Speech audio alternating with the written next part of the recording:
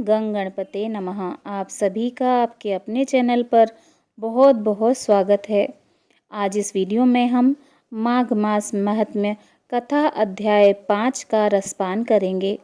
दत्तात्रेय जी कहते हैं कि हे राजन, एक प्राचीन इतिहास कहता हूँ। भृगु वंश में ऋषिका नाम की एक ब्राह्मणी थी जो बाल्यकाल में विधवा हो गई थी। वह रेवा नदी किनारे विंध्याचल पर्वत के नीचे तपस्या करने लगी। वह जितेंद्रिय, सत्यवक्ता, सुशील, दानशीलता तथा तप करके देह को सुखाने वाली थी। वह अग्नि में आहुति देकर उच्च वृत्ति द्वारा छठे काल में भोजन करती थी। वह वल्कल धारण करती थी और संतोष से अपना जीवन व्यतीत करती थी।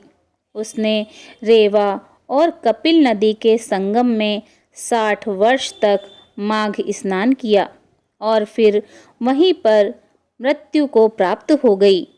माघ स्नान के फल से वह दिव्य 4000 वर्ष तक विष्णु लोक में वास करके सुंद और उपसुंद दैत्यों का नाश करने के लिए ब्रह्मा द्वारा तिलोत्तमा नाम की अप्सरा के रूप में ब्रह्मलोक में उत्पन्न हुई।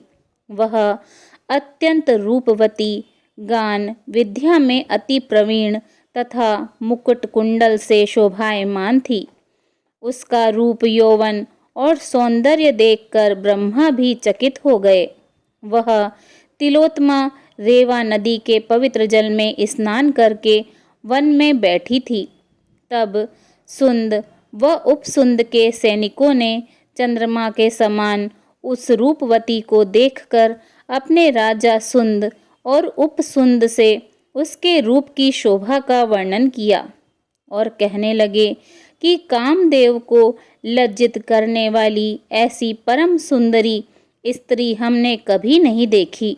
आप भी चलकर देखें। तब वह दोनों मदिरा के पात्र रखकर वहां पर आए जहां पर वह सुंदरी बैठी हुई थी और मदिरा के पान विहल होकर काम क्रीड़ा से पीड़ित हुए और दोनों ही आपस में उस स्त्री रत्न को प्राप्त करने के लिए विवादग्रस्त हुए और फिर आपस में युद्ध करते हुए वहीं समाप्त हो गए।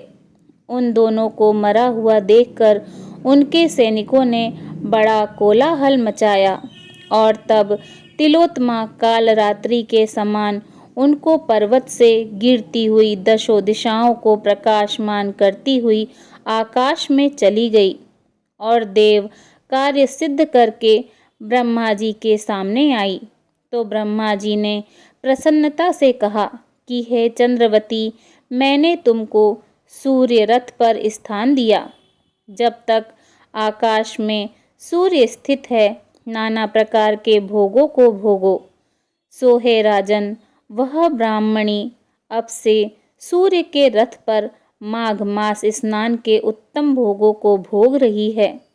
इसीलिए श्रद्धावान पुरुषों को उत्तम गति पाने के लिए यत्न के साथ माघ स्नान में विधि पूर्वक स्नान करना चाहिए।